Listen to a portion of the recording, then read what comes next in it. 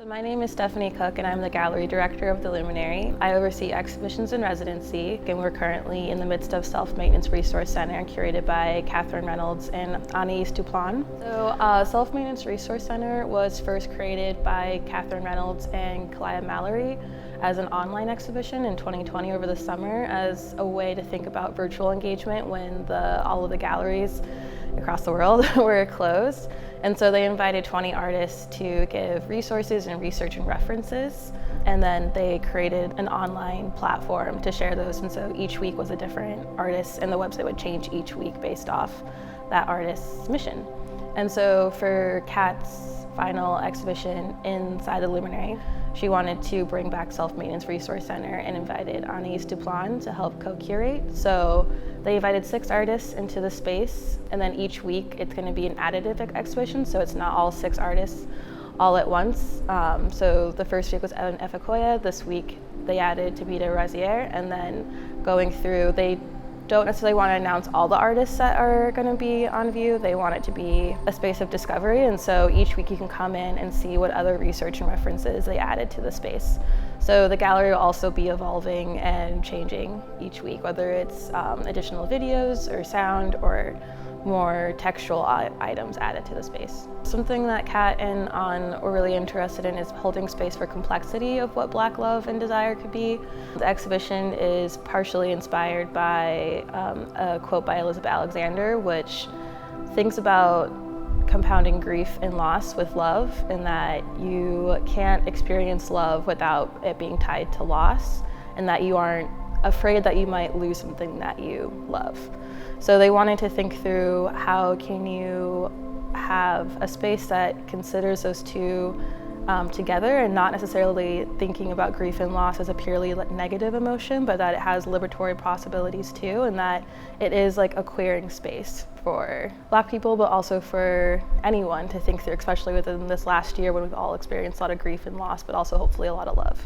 The summer exhibition will be changing every week, so what you might see at the first week is not what you're going to be seeing at the last week. We're also about to share that there's going to be programming that will be coming along the exhibition. There'll be a education workshop as well as an archiving workshop, and those will happen on Saturday, July 17th and Saturday, July 24th. So if you're interested in learning more, you can go to our website, and then we'll be posting that soon. And then Know How Bookshop opened, and so that is another aspect that is coming back into the space.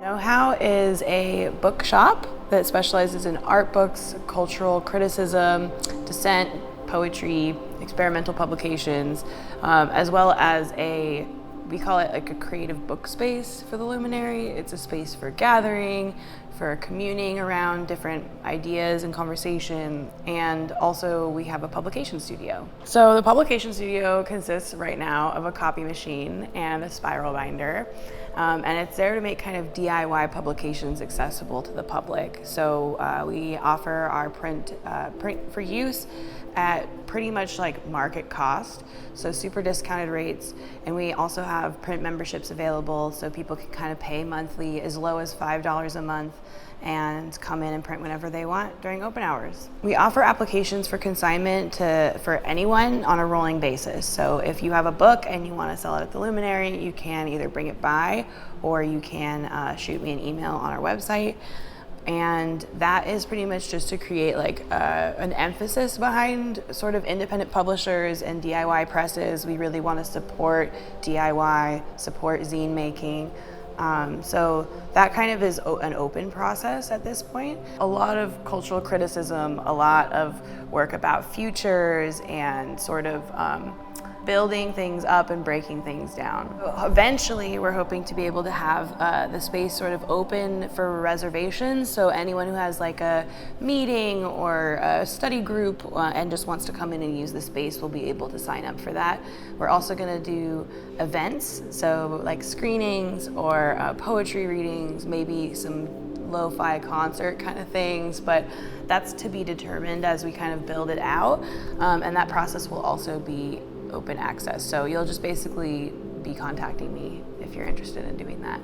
Our bookshop is open during regular gallery hours, so 12 to 5 Wednesday and Thursday, and 11 to 5 Friday and Saturday, as well as by appointment. So if somebody wants to come in and check it out, they can send me an email. Also, we have a shop online. It's knowhowbookshop.com, and people can shop for select.